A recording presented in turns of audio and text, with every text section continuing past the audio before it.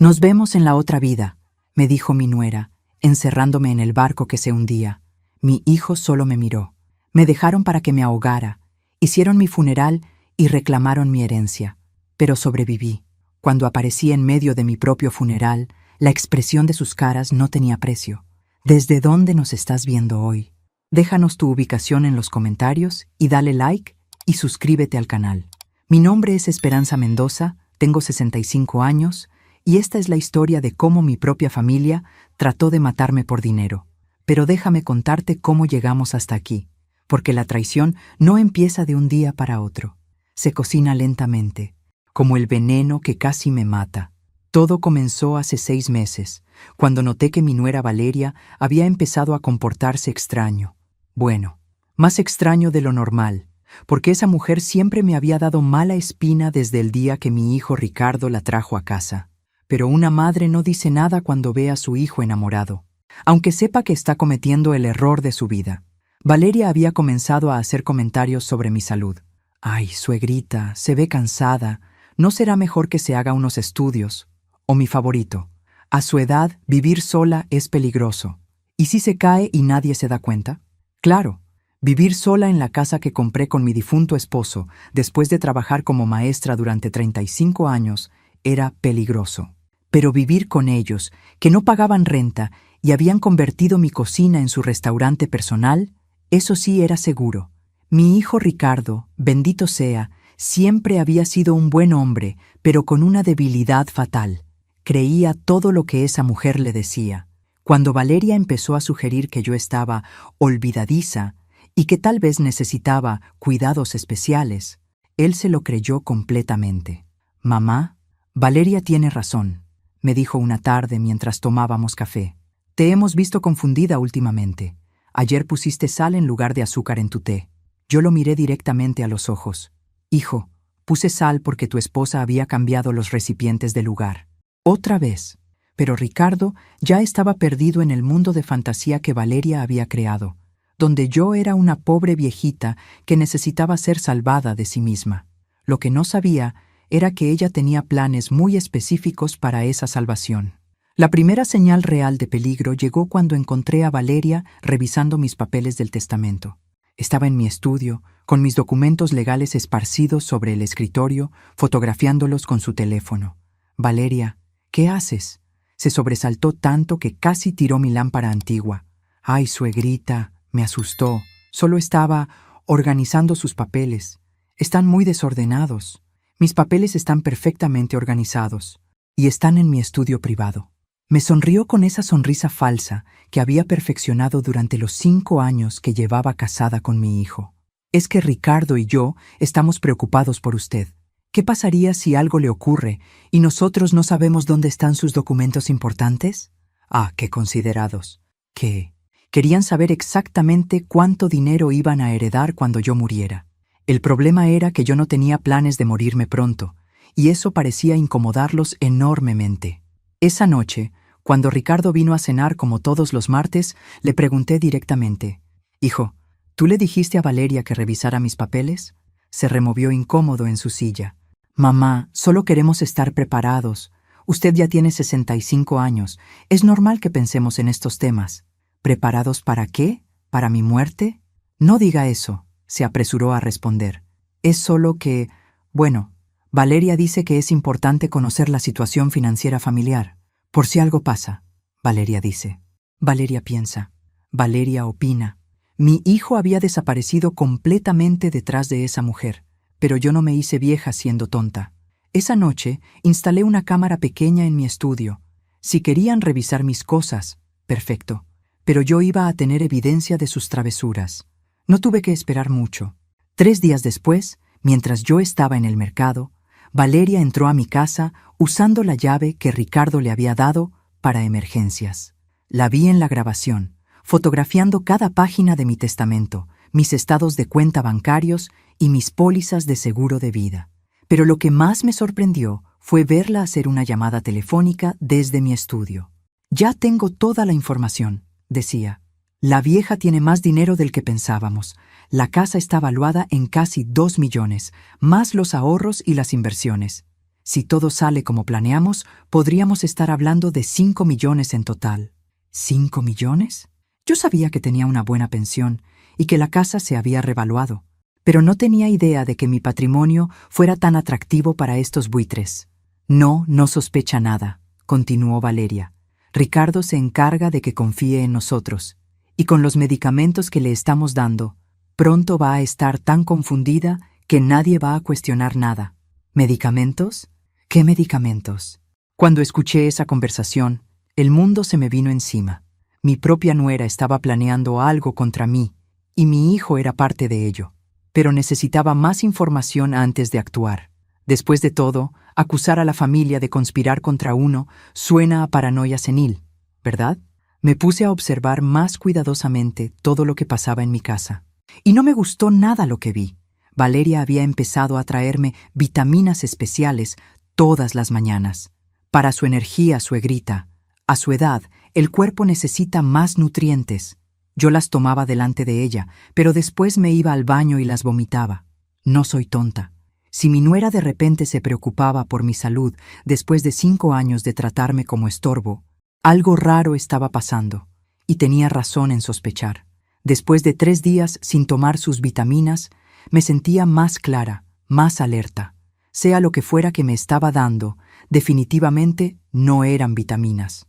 Ricardo también había cambiado. Antes venía a verme porque quería pasar tiempo conmigo. Ahora sus visitas tenían un propósito específico: evaluar mi estado mental. «Mamá, ¿se acuerda qué día es hoy?», me preguntaba como si fuera una paciente en evaluación. «Jueves, Ricardo, jueves, igual que ayer cuando me preguntaste lo mismo». Es que Valeria dice que anoche la llamó 3 veces preguntando si había cerrado la puerta con llave. Mentira. Yo no había llamado a nadie, pero ¿cómo iba a probar que algo que supuestamente hice no había pasado? La estrategia era brillante, lo admito. Crear eventos que no podía probar que no habían ocurrido, documentar mi supuesta confusión mental y gradualmente construir el caso de que yo era una viejita senil que necesitaba tutela. Pero cometieron un error. Valeria se emocionó demasiado con su plan y empezó a acelerar el proceso. Una tarde llegó a mi casa con un folder lleno de papeles. Suegrita, Ricardo y yo hemos estado hablando. Creemos que sería mejor si usted se mudara a una residencia para adultos mayores. Hemos encontrado una muy bonita, con enfermeras las 24 horas. ¿Una residencia? ¿Por qué? Es que estamos preocupados por su seguridad. Vivir sola a su edad es riesgoso. Y honestamente, su voz tomó ese tono condescendiente que tanto odiaba. Creemos que necesita supervisión médica. Le arrebaté los papeles. Eran documentos de admisión a un asilo geriátrico. Ya tenían mi información personal completa, mis datos médicos, y hasta habían programado una evaluación de ingreso para la próxima semana. ¿Quién te dijo que puedes tomar decisiones sobre mi vida? Valeria suspiró dramáticamente. Suegrita, sabemos que esto es difícil de aceptar, pero es lo mejor para todos. Ricardo está muy estresado preocupándose por usted todo el tiempo. ¿Dónde está Ricardo? ¿Él sabe de esto? Claro que sabe. De hecho, fue idea suya. Esa fue la puñalada más profunda. Mi propio hijo, el niño que crié sola después de que su padre murió en un accidente, quería encerrarme en un asilo para quedarse con mi herencia.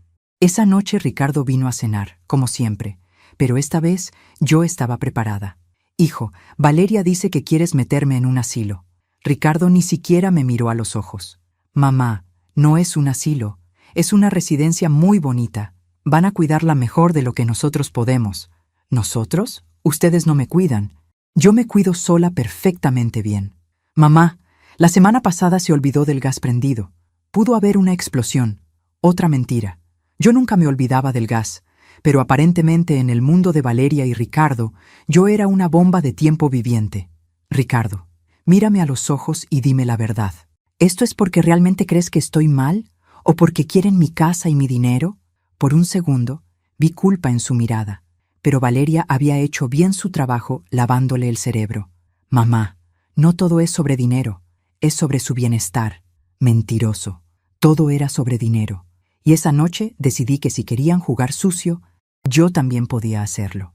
Contraté a un investigador privado, un ex policía llamado Miguel Herrera. Le conté toda la situación y le pedí que investigara qué exactamente estaban planeando Valeria y Ricardo. Miguel tenía 15 años de experiencia investigando fraudes familiares. Señora Mendoza, lo que me describe es un patrón clásico: aislamiento, manipulación psicológica, medicación no autorizada y presión para firmar documentos legales. ¿Ha revisado si han hecho cambios a sus seguros de vida o cuentas bancarias? No había revisado, pero esa tarde fui directamente al banco. Señora Mendoza, me dijo la gerente, su hijo vino la semana pasada con un poder notarial. Dijo que usted estaba enferma y que necesitaba manejar sus finanzas. ¿Un poder notarial? Yo nunca había firmado ningún poder notarial. ¿Puedo ver el documento? Cuando vi mi supuesta firma, casi me da un infarto. Era perfecta, demasiado perfecta. Alguien había practicado mucho para falsificar mi letra. Necesito que congelen todas mis cuentas inmediatamente, le dije. Ese documento es falso. La gerente me miró con la expresión que reservan para los viejitos confundidos, que no recuerdan lo que firmaron. Señora, ¿está segura? El documento parece estar en orden. Estoy completamente segura. Quiero que todo esté congelado hasta que mi abogado revise esto.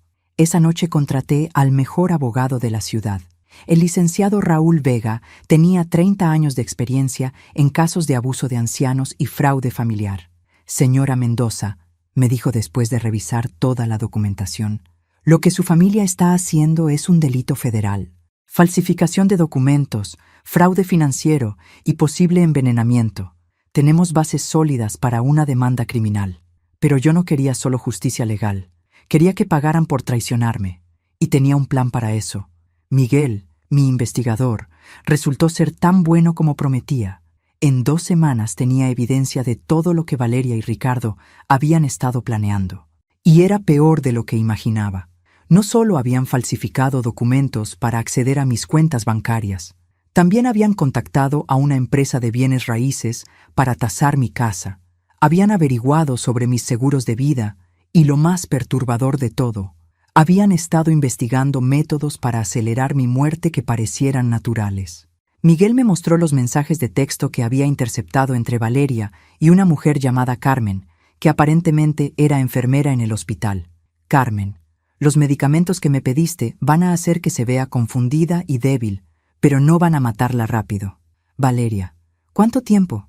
Carmen, 6 meses, tal vez 1 año, depende de su resistencia. Valeria, necesito algo más rápido. La vieja está empezando a sospechar. 6 meses. Habían calculado cuánto tiempo me tomaría morirme con su método actual y decidieron que era demasiado lento. ¡Qué encantador! Pero el mensaje que realmente me heló la sangre fue el siguiente. Carmen, si quieren algo más rápido, tienen que hacer que parezca un accidente. Ahogamiento es lo más fácil de simular en alguien de su edad. Valeria, ¿cómo? Carmen, llevarla a algún lugar cerca del agua. Una caída accidental, pánico, inhala agua. A su edad y con los medicamentos en su sistema, nadie va a hacer demasiadas preguntas. Ahogamiento. Querían ahogarme. Miguel me entregó toda la evidencia en un sobre manila. Señora Mendoza, con esto puede meterlos en la cárcel por muchos años, pero necesita actuar rápido. Según estos mensajes, están planeando algo para este fin de semana. Este fin de semana. Era jueves. Me quedaban 2 días para prepararme, pero en lugar de ir directamente a la policía, decidí darles a Valeria y Ricardo exactamente lo que querían. Una oportunidad perfecta para matarme, con algunas modificaciones mías, por supuesto. El viernes por la tarde, Valeria llegó a mi casa con una sonrisa demasiado grande para ser real. Suegrita, ¿qué le parece si mañana vamos a pasear? Ricardo consiguió un barco prestado y pensamos que sería bonito pasar el día en el mar. Un barco. Qué conveniente. ¿Un barco? ¿Ustedes saben navegar? Por supuesto. Ricardo tomó clases el año pasado. Será muy relajante. Aire fresco, sol, familia unida. Familia unida. Claro. Hasta que me empujaran por la borda. Me parece una idea maravillosa, le dije con mi mejor sonrisa de abuela inocente. ¿A qué hora? Temprano, a las 8. Así aprovechamos todo el día. Temprano, cuando no hubiera muchos otros barcos por ahí. Muy inteligente. Esa noche hice mis preparativos. Primero, le dejé una carta detallada a mi abogado, explicando todo lo que había descubierto. junto con copias de toda la evidencia. La carta tenía instrucciones específicas. Si algo me pasaba durante el paseo familiar del sábado, debía entregar todo a la policía inmediatamente. Segundo, contraté a un marino experto llamado Tomás para que me siguiera discretamente en su propio barco.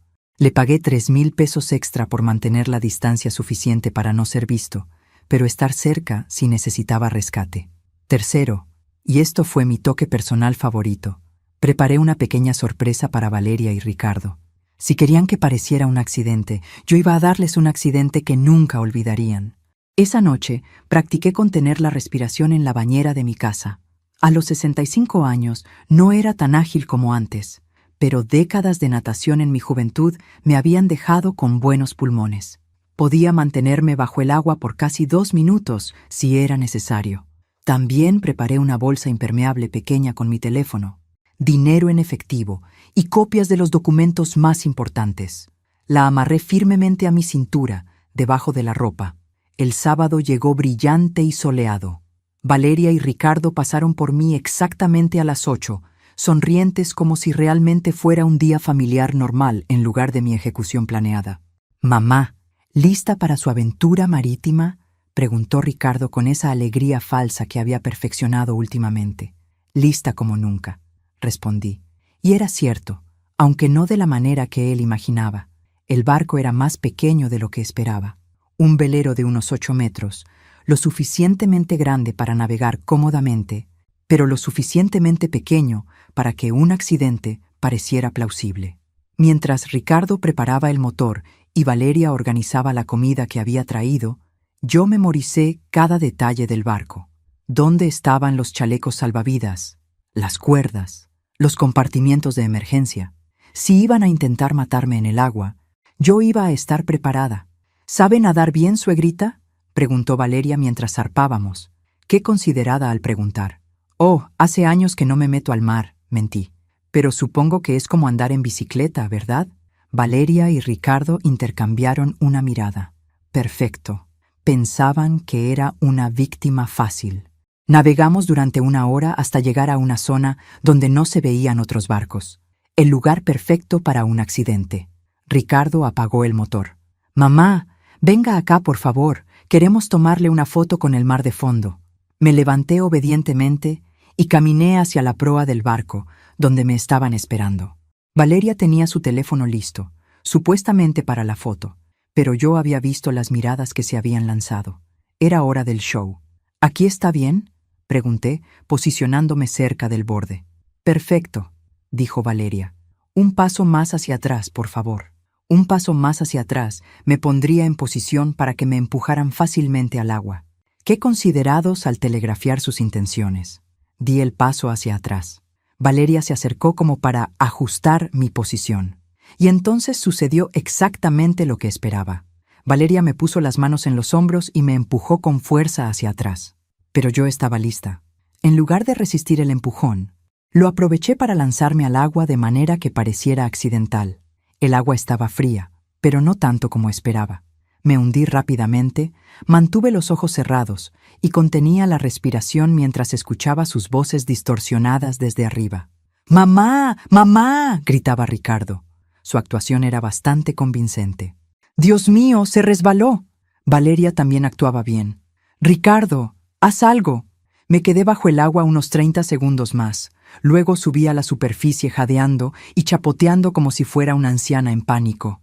«¡Ayuda! ¡No puedo nadar!», grité, mientras secretamente me las arreglaba para mantenerme a flote sin problemas. Ricardo saltó al agua, supuestamente para rescatarme, pero cuando llegó a donde yo estaba, en lugar de ayudarme a subir al barco, me puso las manos en los hombros y me empujó hacia abajo. Mi propio hijo estaba tratando de ahogarme. Dejé que me hundiera otra vez, pero esta vez abrí los ojos bajo el agua. Ricardo estaba encima de mí, empujándome hacia abajo con determinación. Su cara no mostraba pánico o preocupación, solo concentración. Esperé hasta que mis pulmones empezaron a arder. Luego usé toda la fuerza que tenía para impulsarme hacia arriba y alejarme de él. Salí a la superficie tosiendo agua de verdad. «¡Ricardo! ¿Dónde está?», gritaba Valeria desde el barco. «¡La perdiste!». Se hundió muy rápido. respondió Ricardo. Con su edad y el pánico, no creo que pueda sobrevivir mucho tiempo ahí abajo. No creo que pueda sobrevivir. Habló de mí en tiempo pasado. Realmente creía que me había matado. Me quedé flotando silenciosamente a unos metros de distancia, escondida detrás de unas rocas que sobresalían del agua. Desde ahí podía escuchar toda su conversación. «¿Cuánto tiempo esperamos antes de llamar a los guardacostas?», preguntó Valeria. 10 minutos más. Tiene que verse convincente. Tratamos de rescatarla, pero fue demasiado tarde. 10 minutos más. Querían estar completamente seguros de que estaba muerta antes de pedir ayuda. «Cuando lleguemos a la costa», continuó Ricardo, «recuerda actuar devastado. Tu suegra, mi madre, se ahogó en un terrible accidente. Estamos destrozados. ¿Y después? Después esperamos un tiempo prudente antes de proceder con el testamento. Tal vez un mes. No queremos parecer demasiado ansiosos. Un mes. Habían planeado llorar mi muerte durante un mes completo antes de reclamar mi herencia. Escuché a Ricardo subir de vuelta al barco. «Ya es suficiente tiempo», le dijo a Valeria. «Vamos a llamar para reportar el accidente». Mientras ellos regresaban a la costa para reportar mi muerte accidental, yo nadé hacia donde estaba esperando Tomás en su barco. Había estado observando todo desde la distancia con binoculares. «¿Está bien, señora Mendoza?», me preguntó mientras me ayudaba a subir. «Perfectamente bien», le dije mientras me secaba. «¿Grabaste todo?». «Cada segundo. Su hijo realmente trató de ahogarla». «Excelente». Ahora viene la parte divertida. Tomás me llevó a un puerto diferente, donde Miguel me estaba esperando con ropa seca y el siguiente paso del plan. «Todo salió exactamente como predijimos», me informó Miguel. «Acaban de llamar a los guardacostas reportando que usted se ahogó accidentalmente. Los equipos de búsqueda ya están en camino. ¿Y mi abogado?» «Ya activó el protocolo. En cuanto los guardacostas confirmen que no encontraron su cuerpo, se abrirá oficialmente el proceso de muerte presunta. Su hijo y su nuera van a tener que esperar mínimo 7 años antes de poder tocar su herencia». 7 años. Era un buen comienzo, pero yo tenía planes más inmediatos. «Miguel, ¿ya está todo preparado para el funeral?». Miguel sonrió. «Su funeral va a ser mañana a las 3 de la tarde.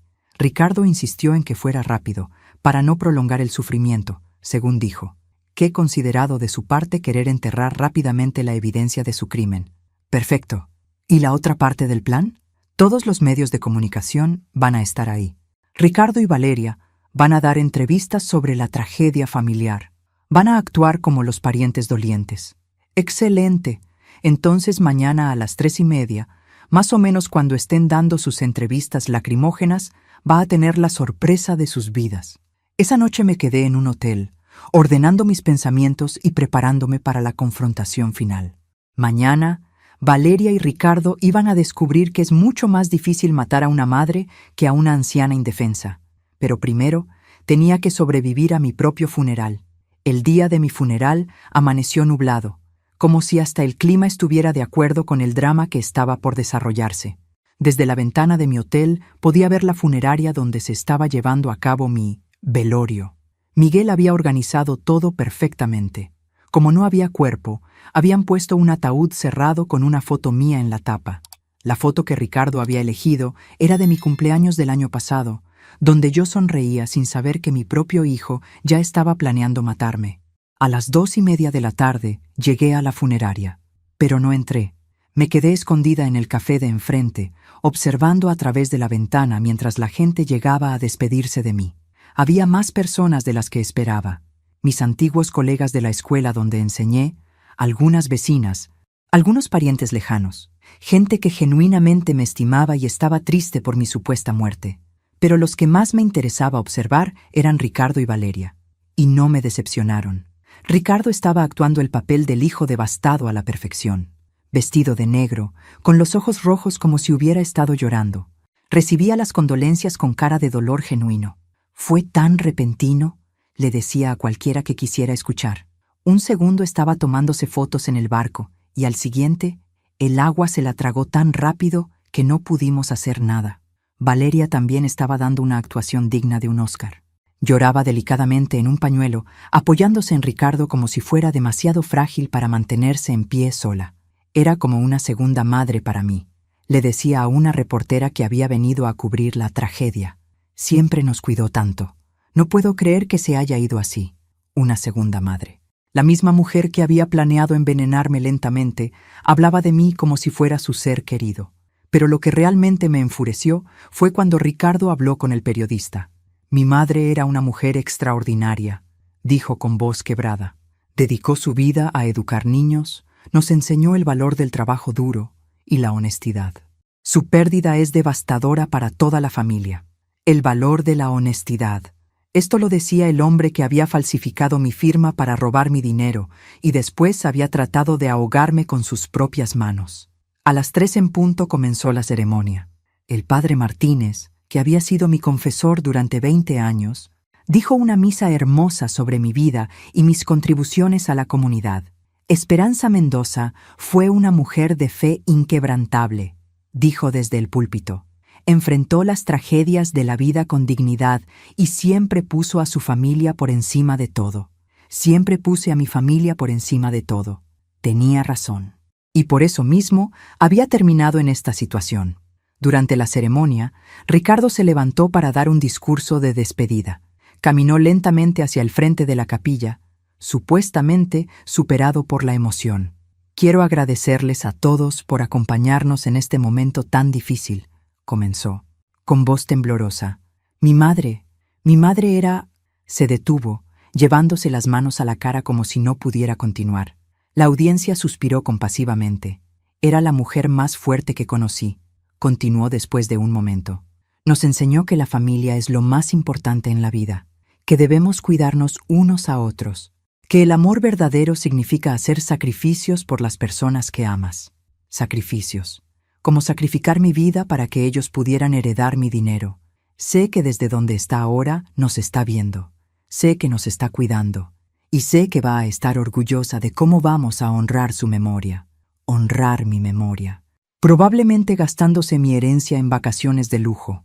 Valeria también se levantó para hablar. Se acercó al micrófono secándose las lágrimas. Esperanza no era solo mi suegra, dijo con voz dulce. Era mi mentora, mi amiga, mi ejemplo a seguir. Me enseñó lo que significa ser una buena esposa, una buena nuera. Una buena nuera que envenenaba a su suegra y planeaba su asesinato. ¡Qué ejemplo tan inspirador! Prometemos que vamos a cuidar todo lo que ella construyó durante su vida. Su casa, sus tradiciones familiares, todo lo que le importaba. Nada va a cambiar porque ella ya no esté físicamente con nosotros. Nada iba a cambiar excepto que ellos serían 5 millones de pesos más ricos. Después de la ceremonia, mientras la gente salía de la capilla, varios periodistas se acercaron a Ricardo y Valeria para entrevistas más extensas. Era el momento perfecto para mi gran entrada. Me quité la peluca rubia que había estado usando como disfraza, me arreglé mi cabello natural y caminé tranquilamente hacia la entrada principal de la funeraria. La primera persona que me vio fue doña Carmen, mi antigua vecina. Se quedó paralizada, con la boca abierta, apuntando hacia mí como si hubiera visto un fantasma, lo cual, técnicamente, era exacto. Es Esperanza, balbuceó. Las cabezas empezaron a voltearse. El murmullo de conversaciones se detuvo abruptamente. Y entonces, como en cámara lenta, Ricardo y Valeria se dieron vuelta para ver qué estaba causando la conmoción. Cuando nuestras miradas se encontraron, la expresión de shock y terror en sus caras fue todo lo que había esperado y más. «Hola, familia», dije con mi sonrisa más dulce. Perdón por llegar tarde a mi propio funeral, pero el tráfico estaba terrible. Valeria se desmayó inmediatamente. Ricardo se quedó como estatua, con la cara blanca como papel. Y yo finalmente estaba lista para la parte divertida. Explicarle a todo el mundo exactamente por qué no estaba muerta. El silencio que siguió a mi aparición duró exactamente 5 segundos. Después, todo fue caos. Los periodistas inmediatamente empezaron a grabar y tomar fotos. Los invitados al funeral gritaban confundidos. Algunas mujeres mayores se persignaban como si realmente hubieran visto un milagro. Y en medio de todo este drama, Ricardo y Valeria parecían 2 criminales atrapados en los reflectores. «¡Señora Mendoza!», gritó la reportera empujando su micrófono hacia mi cara. «Todo el mundo pensaba que estaba muerta. ¿Qué pasó en ese barco?». «Ah, qué pregunta tan interesante. ¿Y qué momento tan perfecto para responder con todos estos testigos presentes? Bueno, dije con mi voz más calmada. Resulta que mi hijo y mi nuera decidieron que era hora de que me reuniera con mi difunto esposo, permanentemente. La multitud murmuró confundida. Ricardo finalmente recuperó la voz. Mamá, ¿qué está diciendo? Usted tuvo un accidente. Nosotros la buscamos por horas. ¿Un accidente? Repetí, mirándolo directamente a los ojos. ¿Es así como llamas a empujarme del barco y después mantenerme bajo el agua con tus propias manos? El murmullo de la multitud se volvió más fuerte. Las cámaras se enfocaron en Ricardo, cuya cara había pasado del blanco al gris cenizo. Valeria, que se había desmayado convenientemente cuando aparecí, ahora estaba recuperándose con ayuda de 2 señoras. ¡Qué actuación tan convincente! Suegrita, dijo con voz débil, usted está confundida. El trauma del accidente debe haber afectado su memoria. ¿Mi memoria? Me reí. Mi memoria está perfectamente bien, Valeria. De hecho, recuerdo exactamente la conversación telefónica que tuviste en mi estudio hace 3 semanas. La que hiciste después de fotografiar mi testamento. Valeria se puso rígida. No sé de qué habla. Ah, ¿no? Entonces supongo que tampoco recuerdas haberle dicho a tu cómplice Carmen que necesitabas algo más rápido que el envenenamiento lento, que el ahogamiento sería más fácil de simular en alguien de mi edad. Esta vez el murmullo se convirtió en exclamaciones de shock. La reportera prácticamente se estaba cayendo de la emoción por tener esta exclusiva en vivo. «Señora Mendoza», gritó, ¿está diciendo que su propia familia trató de matarla? No estoy diciendo nada, respondí calmadamente. Estoy declarándolo oficialmente. Y tengo pruebas. Miguel apareció en ese momento, como habíamos planeado, llevando una carpeta llena de documentos. Señora Mendoza, aquí están todas las evidencias que solicitó. Gracias, Miguel. Me dirigí a la multitud, que ahora incluía a los guardacostas que habían llegado para continuar la búsqueda de mi cuerpo. Damas y caballeros, durante los últimos 6 meses, mi hijo Ricardo y mi nuera Valeria han estado ejecutando un plan sistemático para asesinarme y quedarse con mi herencia de 5 millones de pesos. El número hizo que todos murmuraran aún más fuerte. 5 millones era mucho dinero, incluso para un motivo de asesinato. Primero, continué, disfrutando cada segundo de esto, falsificaron mi firma para obtener acceso a mis cuentas bancarias. Levanté los documentos. Aquí está la evidencia de la falsificación. Segundo, me estuvieron envenenando sistemáticamente con medicamentos que obtuvieron ilegalmente, documentando mis síntomas como si fuera un experimento científico. Y tercero, cuando decidieron que el envenenamiento era demasiado lento, planearon mi muerte por ahogamiento durante lo que supuestamente era un día familiar en el mar. Ricardo finalmente encontró su voz, aunque sonaba estrangulada. Esto es ridículo. Mamá, usted está imaginando cosas. La busqué por horas cuando se ahogó. ¿Me buscaste? Me reí. Ricardo, tengo video de ti empujándome bajo el agua. Tengo grabaciones de las conversaciones donde tú y Valeria planificaron mi muerte. Y tengo testigos de todo lo que hicieron. Tomás, mi salvador marino, apareció en ese momento con su propia cámara.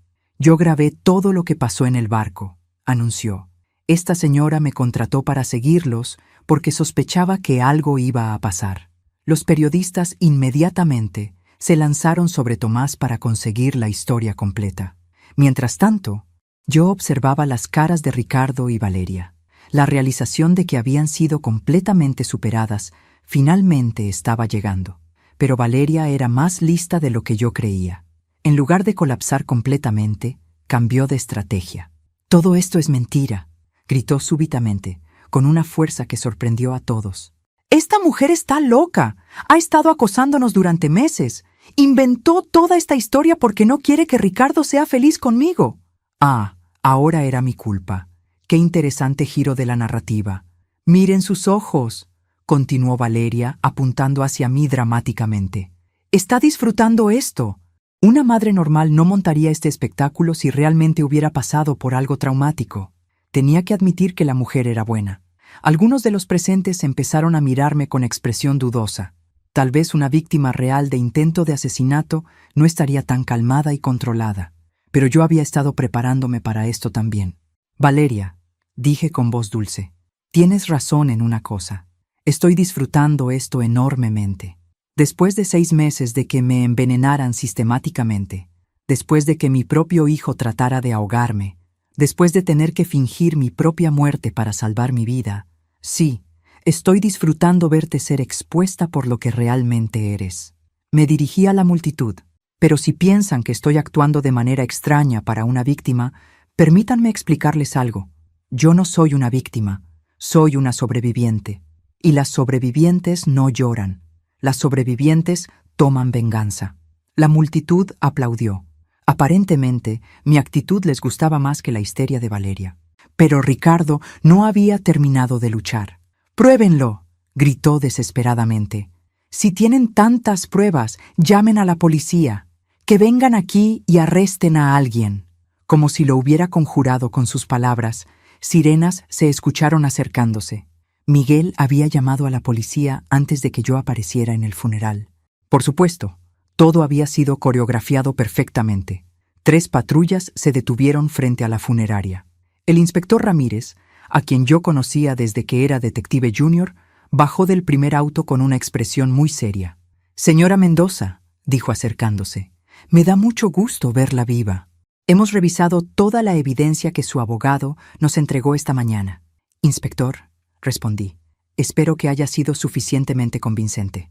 «Más que suficiente». Se dirigió hacia Ricardo y Valeria. «Ricardo Mendoza y Valeria Santos están arrestados por conspiración para cometer asesinato, intento de asesinato, falsificación de documentos y fraude financiero». Los oficiales se acercaron con las esposas. Valeria inmediatamente empezó a gritar. «Esto es injusto. Ella nos tendió una trampa. Todo lo que hicimos fue en defensa propia». ¿Defensa propia? Esa mujer realmente no tenía límites. Ricardo, por su parte, se veía completamente derrotado. Cuando el oficial le puso las esposas, me miró con una expresión que no había visto desde que era niño y lo había atrapado mintiendo sobre haber roto mi lámpara favorita. «Mamá», dijo en voz baja, «lo siento». Y por primera vez desde que había empezado toda esta pesadilla, sentí algo que no era furia o satisfacción. Sentí tristeza, porque ese hombre que estaban arrestando era mi hijo, el niño que había criado sola, al que había enseñado valores y moral, al que había amado incondicionalmente, pero también era el hombre que había tratado de matarme por dinero. «Yo también lo siento». «Ricardo», le respondí, «siento que hayas elegido el dinero por encima de tu madre». Después de que se llevaron arrestados a Ricardo y Valeria, la funeraria se vació lentamente. Los periodistas se fueron corriendo a escribir sus historias sobre la mujer que apareció en su propio funeral. Los invitados se dispersaron, comentando entre ellos sobre el drama que habían presenciado, y yo me quedé sola en la capilla donde habían estado velando mi cuerpo inexistente. Bueno, no completamente sola. El padre Martínez se había quedado conmigo. «Esperanza», me dijo sentándose a mi lado en la primera banca, «¿cómo te sientes?». Era una pregunta más complicada de lo que parecía. ¿Cómo me sentía después de descubrir que mi hijo había planeado matarme? ¿Después de tener que fingir mi propia muerte para salvar mi vida? ¿Después de ver arrestar a mi única familia? «Libre», respondí después de pensarlo un momento.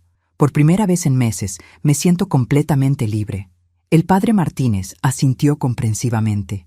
«El perdón va a ser un proceso largo, padre. Yo no estoy lista para perdonar. Tal vez nunca lo esté, y creo que está bien». Me miró sorprendido. La gente esperaba que las mujeres de mi generación siempre perdonáramos, sin importar qué tan terrible fuera lo que nos hubieran hecho. Pero yo ya había terminado de cumplir expectativas. «Mi hijo trató de asesinarme», continué. «No por pasión, no por locura, sino por dinero. Calculadamente, fríamente, durante meses. Eso no es algo que se perdona con una oración y un abrazo. Esperanza. No, padre. Durante toda mi vida he puesto a mi familia primero. Trabajé extraturnos para pagar la universidad de Ricardo. Sacrifiqué mis propios sueños para darle la mejor vida posible. Y cuando se casó con esa mujer, aunque sabía que era problemática, mantuve mi boca cerrada porque quería que fuera feliz. Me levanté de la banca y caminé hacia el altar donde estaba mi foto. Pero resulta que toda esa devoción familiar, todo ese sacrificio incondicional, solo me convirtió en un blanco fácil. Ricardo creció creyendo que yo siempre iba a estar ahí para él, sin importar cómo me tratara. Es natural que te sientas traicionada. No me siento traicionada, padre. Me siento educada. Aprendí una lección muy valiosa sobre ponerme a mí misma primero por una vez en mi vida. Salí de la funeraria con una sensación extraña. Era como si realmente hubiera muerto en ese barco, pero en lugar de Esperanza, la madre abnegada, había resucitado como Esperanza, la mujer libre. Miguel me estaba esperando afuera con su auto. ¿Lista para la siguiente fase, señora Mendoza? Más que lista. ¿Qué novedades hay? Valeria cantó como canario en cuanto la separaron de Ricardo. Resulta que esto era aún más elaborado de lo que pensábamos. Interesante. ¿Cómo así? Carmen, la enfermera que les conseguía los medicamentos, no era solo una cómplice. Era parte de una organización más grande, un grupo que se especializa en ayudar a familiares a acelerar herencias de parientes mayores. Me detuve en seco. ¿Una organización? Sí. Aparentemente han estado operando durante años. Valeria los contactó hace 8 meses, después de averiguar cuánto dinero tenía usted. Ellos le proporcionaron todo: los medicamentos, los métodos, hasta los documentos falsos. Esto era mucho peor de lo que había imaginado. No era solo la codicia de una nuera ambiciosa. Era un negocio organizado de asesinatos de ancianos. ¿Cuántos casos más hay? La policía está investigando. Pero preliminarmente están hablando de al menos 12 casos en los últimos 3 años. Todos ancianos con patrimonio considerable. Todos murieron de causas naturales, después de un período de deterioro mental y físico. 12 ancianos. 12 familias que habían perdido a sus seres queridos por la codicia de sus propios parientes. ¿Y Ricardo? ¿Él sabía sobre la organización? Miguel suspiró. Esa es la parte más triste. Al principio no. Valeria le mintió durante meses, convenciéndolo gradualmente de que usted estaba realmente enfermándose mentalmente. Cuando finalmente le reveló el plan completo, él ya estaba tan manipulado psicológicamente que aceptó participar. No sabía si eso hacía que me sintiera mejor o peor sobre mi hijo. Pero aquí viene lo interesante, continuó Miguel. Cuando arrestaron a Valeria, ella inmediatamente trató de hacer un trato. Dijo que tenía información sobre casos que las autoridades ni siquiera habían descubierto aún. Y le ofrecieron una reducción de sentencia a cambio de toda la información. Pero hay una condición. ¿Cuál? Necesitan que usted coopere con la investigación federal. Van a requerir su testimonio para desmantelar toda la operación federal. Esto había escalado mucho más allá de mi drama familiar personal. ¿Qué tipo de cooperación? Testificar en al menos 6 casos diferentes. Posiblemente reunirse con otras familias víctimas para ayudarles a entender qué les pasó a sus seres queridos. Y probablemente aparecer en medios para advertir a otros sobre estas organizaciones. ¿Cuánto tiempo tomaría esto? Mínimo 1 año. Posiblemente 2. 1 año dedicado a ayudar a otras familias que habían pasado por lo mismo que yo. 1 año siendo la cara pública de la lucha contra el abuso de ancianos. No era exactamente la jubilación tranquila que había planeado. Pero después de lo que había pasado, la idea de una jubilación tranquila me parecía aburrida. Miguel, acepto, pero tengo una condición propia. ¿Cuál? Quiero que establezcan un fondo con el dinero confiscado de esta organización. Un fondo para ayudar a otros ancianos que puedan estar en situaciones similares. Y quiero administrarlo personalmente. Miguel sonrió. Eso se puede arreglar. Esa noche, en mi hotel, recibí una llamada inesperada. Era Ricardo, llamando desde la cárcel. «Mamá, ¿puedes venir a visitarme?» «¿Para qué, Ricardo?» «Para que hablemos, para que me dejes explicarte». «¿Explicarme qué? ¿Cómo decidiste que mi dinero valía más que mi vida?» Silencio del otro lado de la línea. «Mamá, yo no quería que pasara así. Al principio solo íbamos a conseguir que te declararan incompetente para poder manejar tus finanzas. El asesinato, eso no era parte del plan original. Ah, entonces solo querían robarme y encerrarme en un asilo. Qué alivio saber que el asesinato fue una mejora posterior al plan. Mamá, por favor. Ricardo, te voy a decir algo que tal vez no quieres escuchar, pero necesitas entenderlo. ¿Qué? Tú no eres mi familia anymore. Mi familia no habría hecho lo que tú hiciste. Mi familia no me habría traicionado por dinero. Tú eres solo un extraño que comparte mi apellido. Mamá, no digas eso. Ya lo dije. Y es la verdad. Cuando decidiste matarme, dejaste de ser mi hijo. y yo dejé de ser tu madre. Colgué el teléfono y lo apagué. Por primera vez en 42 años de ser madre, me sentí completamente libre de esa responsabilidad. Era aterrador, pero también era liberador. 3 meses después del funeral, que no fue mi funeral, mi vida había cambiado completamente. Ya no era solo Esperanza Mendoza, la maestra jubilada que casi fue asesinada por su familia. Ahora era Esperanza Mendoza, la sobreviviente que estaba ayudando a desmantelar una red nacional de asesinatos de ancianos. Mi casa se había convertido en una especie de cuartel general. Todos los días llegaban investigadores federales, abogados, periodistas y, lo más importante, familias de otras víctimas que finalmente estaban obteniendo respuestas sobre las muertes misteriosas de sus seres queridos. La señora García llegó un martes por la mañana con fotos de su esposo. Don Felipe empezó a actuar extraño hace 2 años. Me contó mientras tomábamos café en mi sala. De repente se volvió olvidadizo, confundido. Nuestro hijo nos convenció de que necesitaba cuidado médico especial. ¿Susón contrató enfermeras privadas?, le pregunté. Sí, exactamente. Decían que eran especialistas en demencia senil, pero ahora que escuché su historia, Felipe nunca tuvo demencia. Lo estaban envenenando. Era la 18ª familia que venía a verme con una historia similar. 18 ancianos que habían sido asesinados sistemáticamente por sus propios hijos, con ayuda de la misma organización criminal que había tratado de matarme a mí. El patrón era siempre el mismo: identificar ancianos con patrimonio considerable, infiltrar a la familia a través del hijo o hija más ambicioso, convencerlos gradualmente de que su pariente estaba mentalmente deteriorado, suministrar medicamentos para crear síntomas de demencia y finalmente acelerar la muerte cuando el proceso legal de tutela tomaba demasiado tiempo. Lo que más me perturbaba era lo fácil que había sido convencer a los hijos. No habían necesitado mucha persuasión para creer que sus padres eran cargas de las que era mejor deshacerse. El fiscal federal dice que su caso va a ser el primero en ir a juicio, me informó Miguel una tarde. Van a usar su experiencia como el ejemplo principal para explicar cómo funcionaba toda la operación. ¿Cuándo? En 6 semanas. ¿Está preparada para testificar? Miguel, he estado preparándome para esto durante 3 meses. Estoy más que lista. Pero la verdad era que testificar iba a ser la parte fácil. La parte difícil iba a ser ver a Ricardo en el tribunal. No había vuelto a hablar con él desde esa llamada telefónica de la cárcel. Su abogado había intentado contactarme varias veces para negociar algún tipo de declaración de víctima que fuera menos dañina para su caso, pero yo había rechazado todas las ofertas. Ricardo iba a enfrentar las consecuencias completas de sus acciones. Sin ayuda de mamá esta vez, Valeria, por su parte, había aceptado el acuerdo con el gobierno federal.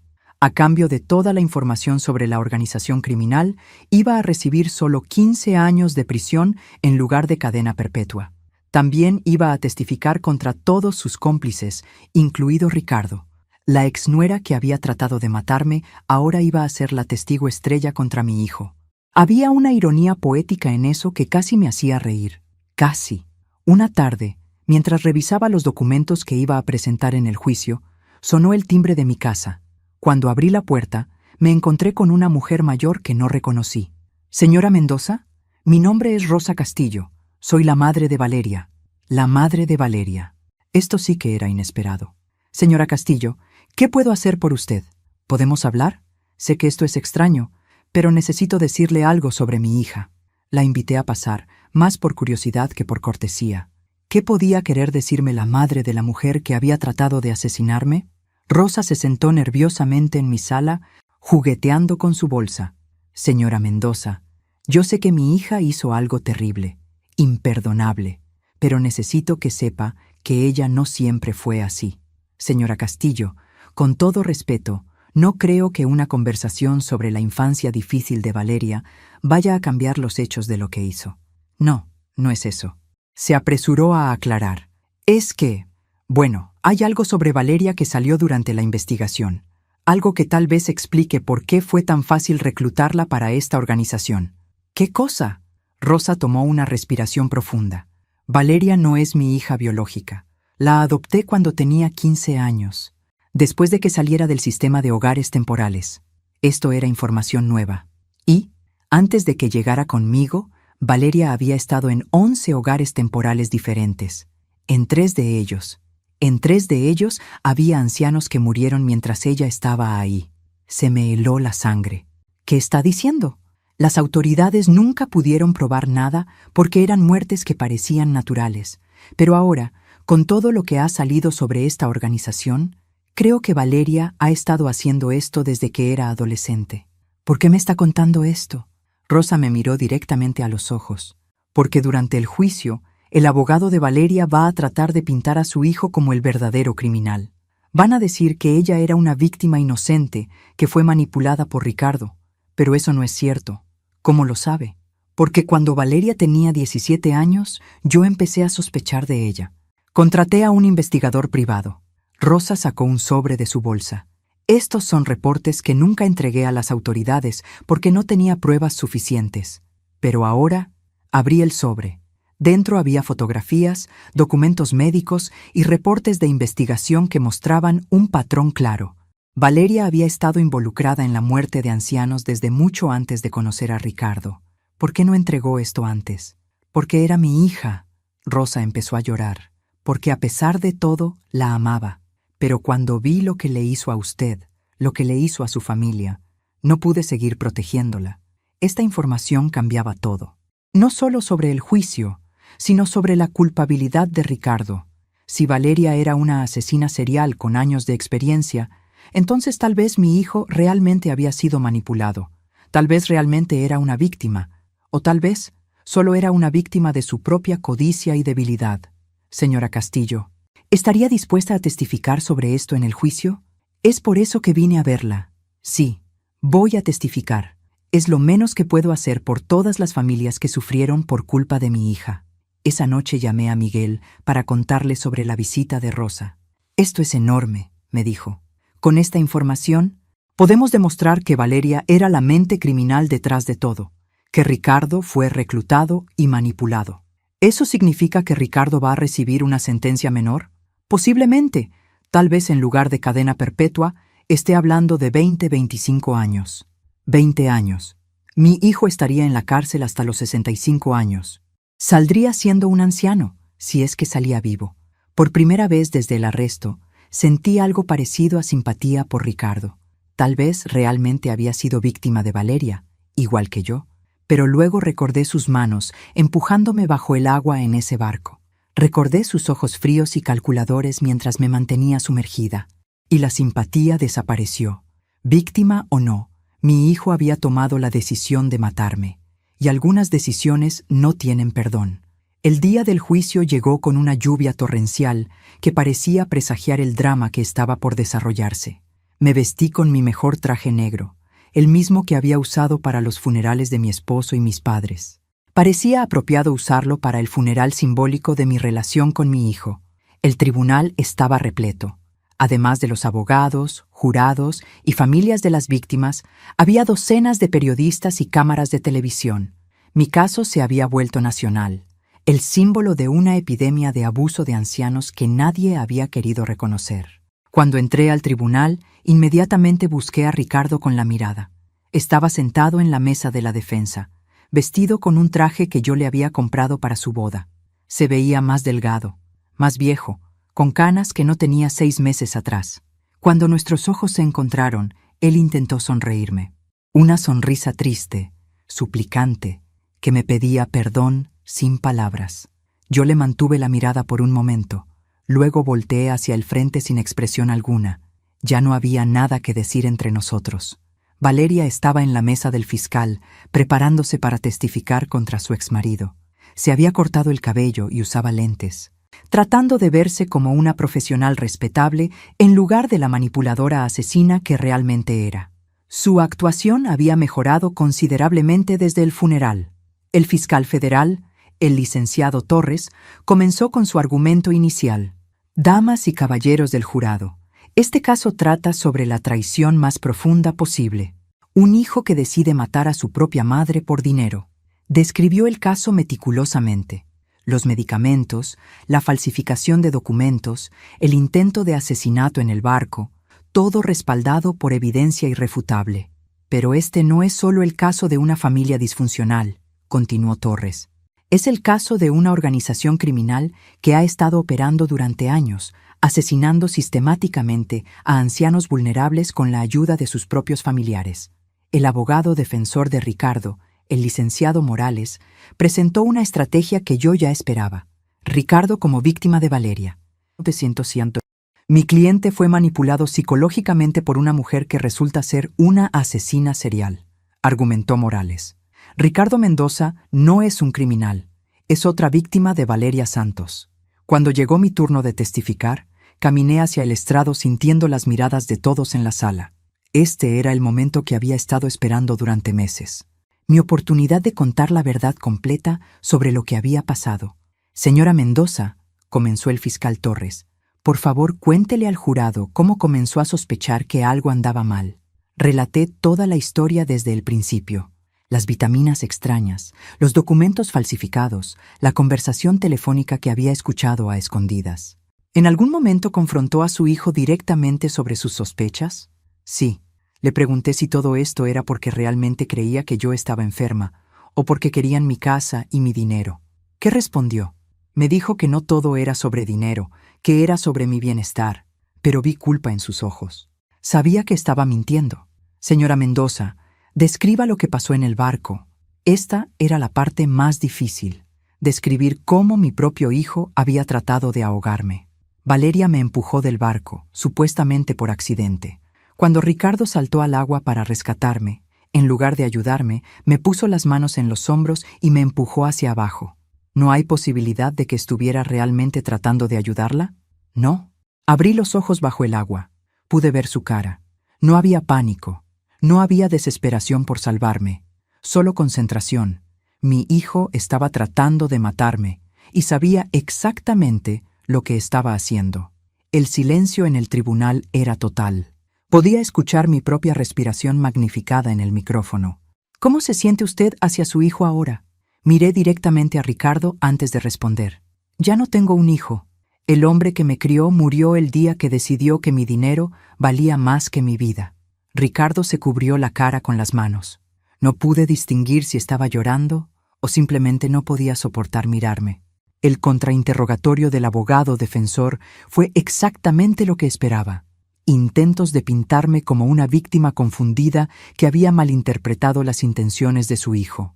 Señora Mendoza, ¿no es posible que el trauma del accidente haya afectado su percepción de los eventos? Licenciado, yo tengo 65 años, no 95. Mi mente está perfectamente clara. Y no hubo ningún accidente. Hubo un intento de asesinato. Pero usted admite que había tenido problemas de salud en los meses anteriores. Problemas de salud causados por el envenenamiento sistemático que su cliente y su esposa me estaban administrando.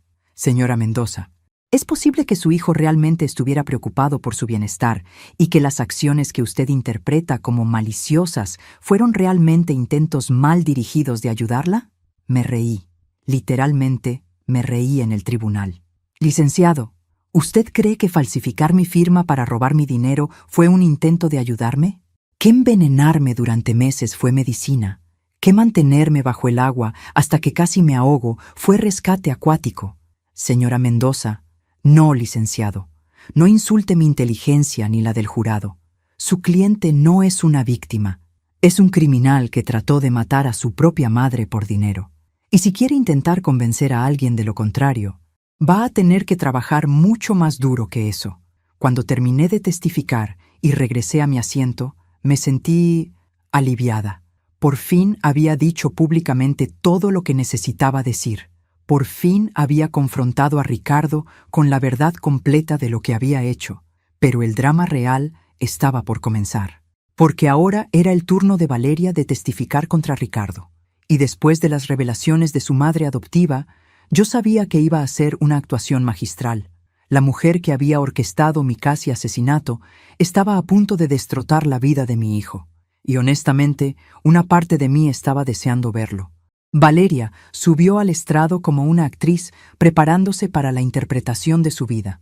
Se había vestido conservadoramente, con un vestido azul marino y el cabello recogido, proyectando la imagen de una mujer responsable y arrepentida.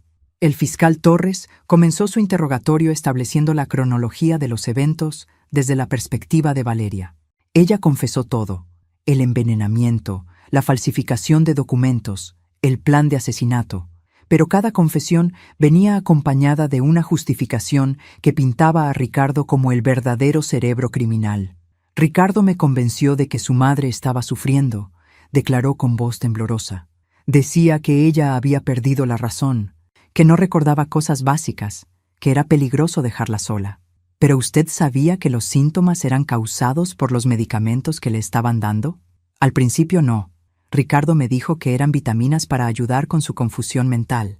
Yo confiaba completamente en mi esposo. Mentirosa. Yo había escuchado su conversación telefónica sobre acelerar mi muerte, pero tenía que admitir que su actuación era convincente. ¿Cuándo se dio cuenta de que lo que estaban haciendo era ilegal? Cuando Ricardo me dijo que necesitábamos hacer algo más drástico, que las vitaminas no estaban funcionando lo suficientemente rápido. Fue entonces que mencionó el accidente en el barco. ¿Usted sugirió el plan del barco? No, nunca. Fue completamente idea de Ricardo. Él investigó todo: dónde llevarla, cómo hacer que pareciera un accidente. Incluso contrató a esa organización criminal para que nos ayudara. Cada palabra que salía de su boca me daba más ganas de levantarme y gritarle que era una mentirosa. Pero mi abogado me había advertido que mantuviera la compostura. El contrainterrogatorio del abogado de Ricardo fue más agresivo, pero Valeria estaba preparada para cada pregunta. Señora Santos, ¿no es cierto que usted había estado involucrada en la muerte de ancianos desde que era adolescente? Eso es completamente falso, respondió sin pestañear. Esa acusación es un intento desesperado de la defensa de distraer al jurado de los hechos reales. ¿No es cierto que usted contactó a la organización criminal meses antes de involucrar a mi cliente? No, fue Ricardo quien tenía los contactos. Él fue quien me presentó a esa gente. Mentira tras mentira, pero dichas con tanta convicción que era fácil creer que ella era realmente una víctima inocente. Cuando llegó el turno de Rosa Castillo de testificar, toda la dinámica del tribunal cambió. Esta pequeña mujer mayor, con su voz quebrada por la emoción, comenzó a destruir sistemáticamente la imagen de víctima que Valeria había construido. Mi hija adoptiva ha estado involucrada en la muerte de personas mayores desde que tenía 15 años, declaró Rosa. Yo tengo documentos que lo prueban. El fiscal presentó la evidencia que Rosa había guardado durante años: fotografías, reportes médicos, investigaciones que mostraban un patrón claro de muertes sospechosas donde quiera que Valeria había vivido. ¿Por qué no presentó esta evidencia antes? Porque era mi hija. Rosa comenzó a llorar. Porque a pesar de todo la amaba, pero no podía seguir permitiendo que lastimara a más familias. La revelación causó un murmullo en todo el tribunal. Los periodistas garabateaban furiosamente. El abogado de Ricardo sonreía por primera vez desde que había comenzado el juicio. Pero la bomba real vino cuando Rosa testificó sobre una conversación que había tenido con Valeria 2 semanas antes de mi casi asesinato. Valeria me llamó para contarme sobre su plan, declaró Rosa. Estaba emocionada. Decía que por fin había encontrado la víctima perfecta, una vieja rica con un hijo débil que podía manipular fácilmente. ¿Ella describió a la señora Mendoza como víctima perfecta? Sus palabras exactas fueron: esta vieja está tan sola y desesperada por atención familiar que va a creer cualquier cosa que le diga su nuera amorosa. Y su hijo es tan débil que con un poco de presión psicológica va a hacer lo que yo quiera. Miré hacia Ricardo. Su cara se había puesto blanca como papel. Por primera vez parecía estar entendiendo completamente cómo había sido manipulado. ¿Valeria mencionó específicamente el plan de asesinato? Dijo que había 2 opciones: envenenamiento lento que tomaría 1 año o un accidente rápido. Prefería el accidente porque sería más limpio y podría empezar a disfrutar el dinero más pronto. El testimonio de Rosa fue devastador para la defensa de Valeria. Cuando terminó, ya no había duda de quién era realmente el cerebro criminal detrás de todo. Pero eso no cambiaba el hecho de que Ricardo había participado activamente en el intento de asesinato. Víctima de manipulación o no, había puesto sus manos en mis hombros y había tratado de ahogarme. Los argumentos finales fueron dramáticos. El fiscal pidió cadena perpetua tanto para Ricardo como para Valeria. El abogado de Ricardo pidió clemencia, argumentando que su cliente había sido víctima de una manipuladora experta. Cuando llegó el momento de las declaraciones finales de los acusados, Valeria mantuvo su actuación hasta el final. «Siento profundamente todo el dolor que he causado», dijo con lágrimas en los ojos. «Fui manipulada y coaccionada, pero eso no excusa mis acciones. Acepto toda la responsabilidad». Mentirosa hasta el final. Ricardo se levantó lentamente para su declaración final. Por primera vez en meses, me miró directamente a los ojos. «Mamá», comenzó, y su voz se quebró inmediatamente. «No hay palabras para lo que te hice. No hay excusas. No hay explicaciones que importen». Se detuvo, respiró profundo y continuó. «Sé que me odias. Sé que ya no soy tu hijo. Y tienes razón. El hombre que tú criaste nunca habría hecho lo que yo hice». Las lágrimas comenzaron a rodar por sus mejillas. Si pudiera regresar el tiempo, si pudiera deshacer todo, lo haría en un segundo. Pero no puedo. Solo puedo vivir con lo que hice por el resto de mi vida. Mamá, no te pido que me perdones, no me lo merezco. Solo te pido que sepas que el amor que sientes por mí, ese amor nunca fue falso. Yo te amaba, te amo, y eso hace que lo que hice sea aún más imperdonable. Se sentó sin pedirle clemencia al tribunal, sin tratar de minimizar sus acciones. Por primera vez en todo este proceso, había sonado como el hijo que yo había criado. La deliberación del jurado tomó 6 horas. Cuando regresaron, el veredicto fue claro. Valeria, culpable de todos los cargos. Ricardo, culpable de todos los cargos, pero con una recomendación de clemencia debido a las circunstancias atenuantes. Las sentencias fueron pronunciadas una semana después.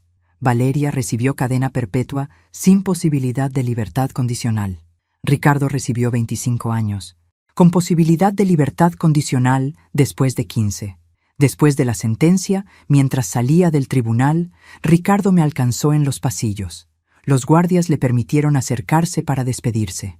«Mamá», me dijo, «voy a pasar el resto de mi vida tratando de entender cómo pude hacerte esto, y voy a pasar el resto de mi vida arrepintiéndome». Lo miré a los ojos. Este hombre que había sido mi bebé, mi niño, mi orgullo y mi mayor decepción. «Ricardo», le dije, «tal vez en 15 años, cuando salgas de la cárcel, tal vez entonces podamos hablar. Tal vez entonces pueda encontrar una manera de perdonarte. Pero hoy todavía siento tus manos empujándome bajo el agua». Él asintió, entendiendo. «Lo entiendo. Solo quiero que sepas que voy a usar estos años para convertirme en el hombre que tú pensabas que había criado». Fue la última vez que hablamos. 6 meses después, establecí la Fundación Esperanza Mendoza para víctimas de abuso de ancianos. Había decidido usar mi experiencia para ayudar a otras familias, para prevenir que más ancianos pasaran por lo que yo pasé. Mi casa ya no se siente vacía.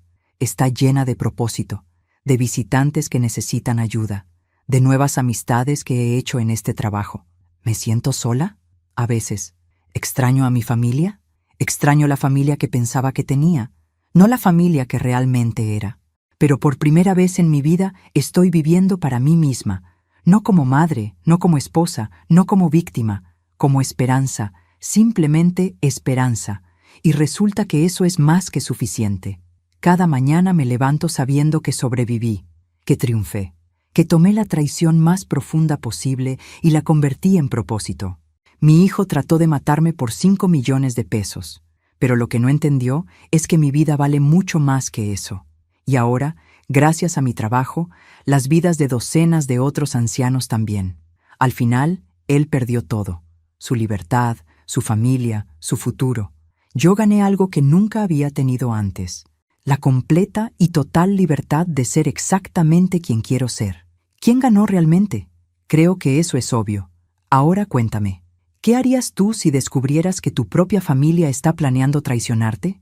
¿Tendrías el valor de enfrentarlos o seguirías fingiendo que no está pasando nada?